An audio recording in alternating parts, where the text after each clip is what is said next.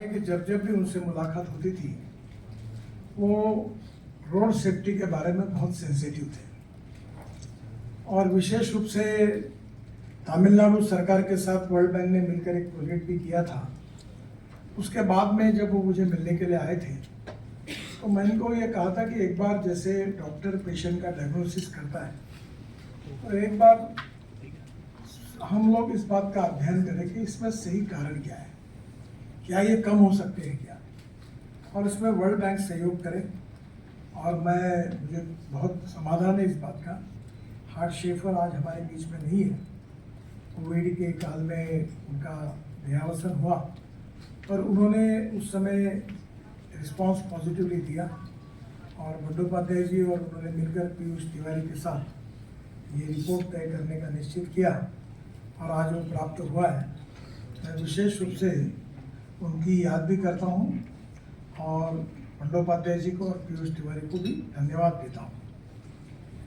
एक बात इम्पोर्टेंट है कि हमारे सब प्रयासों के बाद में भी परिणाम एक्सीडेंट्स और डेथ कम होने के बजाय बढ़ रहे हैं, ये रिपोर्ट आता है। ये बड़ा दुख का विषय है क्योंकि हमारे देश में अभी जो लेटेस्ट रिपोर्ट आया 2022 का 4.6 lakh crore road accidents, 1.68 lakh deaths and 4 lakh serious injuries. और निश्चित रूप से मुझे इस बात का बड़ा दुख है कि बहुत कोशिश करने के बाद भी इसमें जैसी सफलता चाहिए वो नहीं मिली। हर घंटे में 53 रोड एक्सीडेंट्स एंड 19 डेथ्स, और कोई दंगे फसाद में, लड़ाई में, कोविड में जितने लोग नहीं मरते उससे कई गुना ज़्यादा इसमें मर रहे हैं। तो बड़ा सीरियस इशू है। रोड एक्सीडेंट में 12% बढ़ोतरी हुई और रोड एक्सीडेंट डेथ्स में 10%। सोशियो इकोनॉमिक लॉस जीडीपी का 3.14% है और जो 60% डेथ है वो 18 से 35 ईयर्स के बीच में 60% यंग लोगों के डेथ है। मैं इसलिए ये सब बता रहा हूँ कि अभी भी सोसाइटी से और सभी लोगों से इसके बारे में जो इसके खिलाफ एक बड़ा अभियान चलाने की आवश्यकता है, उसमें जिस प्रमाण में हम लोग अवेयरनेस का एक्सपेक्टेशन करते हैं वो अभी तक नहीं हुआ है। जो परिवार में जिनके यहाँ ये डेथ हुआ है वो बेचारे बहुत ही दुखी है और इसलिए स्वाभाविक रूप से इसके बारे में हमको गंभीरता से सोचने की आवश्यकता है। हमारे यहाँ एनएच एंड स्टेट हाईवे में इसका डेथ्स का जो परसेंटेज है वो भी विचार बहुत ही हमें सोचना होगा।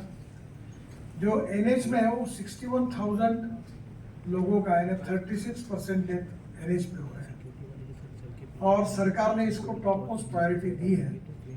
और उसके बाद हमने ये तय किया कि 2030 तक हम 50% एक्सीडेंट और डेथ कम करेंगे। और इसलिए मुझे लगता है कि इस अभियान को एग्जैक्टली जैसे ये सक्सेस स्टोरी अभी पीयूष ने बताई कि केरल में जिस प्रकार से एक्सीडेंट्स नहीं के बराबर, ये बहुत अच्छी बात है। जैसे मुंबई पुणे एक्सप्रेस हाईवे पर, क्योंकि ये हाईवे बनाने का सौभाग्य मुझे मिला, तो मैं मानता हूँ कि उस समय हम लोग रोड सेफ्टी के हिसाब से जितना गंभीरता से हम सोचते तो शायद इतने लोग नहीं मरते। तो 40% बाद में रोड के बाद उन्होंने ये इसमें कमी लाई है। मैंने उनको 25 रोड सेफ्टी ऑडिट करने के लिए कहा था और उन्होंने वो पूरा किया है।